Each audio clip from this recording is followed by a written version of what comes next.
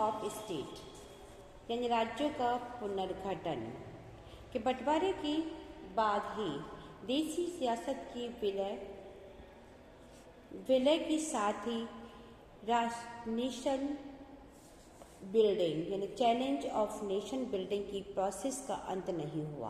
भारतीय प्रांतों की आंतरिक सीमाओं को तय करने की चुनौती अभी भी सामने थी। ये महज एक प्रशासनिक विभाजन का मामला नहीं थी, बल्कि ये स्टेट की सीमाओं को इस तरह तय करने की चुनौती थी कि देश की भाषा या लैंग्वेज या कल्चर के बेस पर हम कंट्री की एकता को खंडित न कर सकें।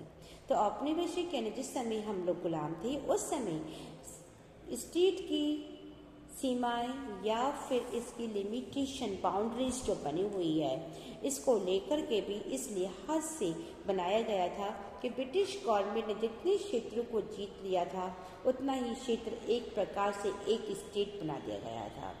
तो स्टेट की बाउंड्री से इस बात को तय था कि किसी रजवाड़े के अंतर्गत कितना बड़ा एरिया आ रहा है। तो हमारी गवर्नमेंट ने ऐसे सीमांकन को, ऐसे बाउंड्रीज को बनावटी मान करके उन्हें खारिज कर दिया। उन्होंने लैंग्वेज के आधार पर वापस से बाउंड्रीज बनाई और स्टेट बनाए। 1920 में कांग्रेस का नागपुर में एक अधिवेशन हुआ।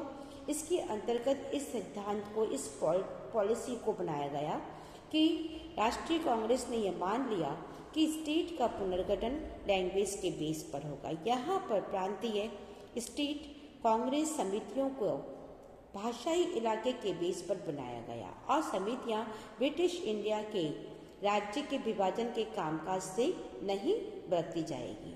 तो आज़ादी और बंटवारे के बाद की कंडीशन बदली। हमारे लीडर्स को चिंता हुई कि अगर लैंग्वेज के बेस पर स्टेट बनाए गए तो यह सिस्टम अव्यवस्था फैल जाएगी और देश के टूटने का खतरा पैदा हो सकता है। तो लीडर्स को यह लग रहा था कि भाषा या लैंग्वेज के बेस पर अगर स्टेट बनता है तो सामाजिक, सोशल और इकोनॉमी जो चैलेंजेस हैं, इसकी और लोगों का ध्यान भटक सकता है।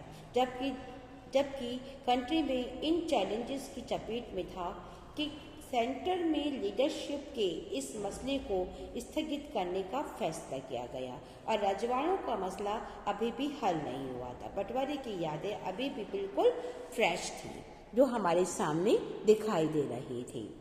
केंद्र के नेतृत्व पर इस फैसले को स्थानीय नेताओं और लोगों ने चुनौती दी। पुराने मद्रास प्रांत तेलुगु भाषी लोग वहाँ पे विरोध को भड़का रहे थे।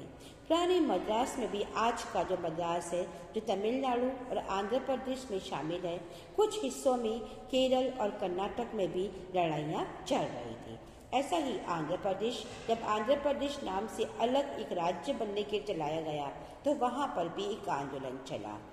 इस मांग को मद्रास प्रांत के तेलुगु भाषी इलाकों को अलग करने के लिए एक नया स्टेट बनाया गया। तेलुगु भाषी क्षेत्र के लगभग सारी पॉलिटिकल पार्टीज मद्रास प्रांत के भाषाई पुनर्गठन के पक्ष में थी। तो सेंट्रल गवर्नमेंट ने हाँ ना की दुविधा में पड़ गई कि इस मनोदशा और इस आंदोलन ने और जोर पकड़ लिया। कांग्रेस के लीडर के दिग्गज नेता गांधीवादी पोट्टी श्री रामुलु ने अनिश्चित काल के लिए भूख हड़ताल की और 56 दिन तक की भूख हड़ताल पर बैठे रहने से इनकी डेथ हो गई। इससे इसमें और अव्यवस्था फैल गई, जगह जगह वायलेंस फैल गया, लोग बड़ी संख्या में सड़कों पर निकल आए, पुलिस ने फायरिंग की और अनेक लोग इसमें मारे गए और घायल हुए। मद्रास की अनेक लेजिस्लेटिव ने इसका विरोध किया और अपनी सीट से रिजाइन भी दे दिया। आखिरकार 1952 को दिसंबर 1952 में प्राइम मिनिस्टर ने आंध्र प्रदेश नाम से एक अलग राज्य को घोषित कर दिया।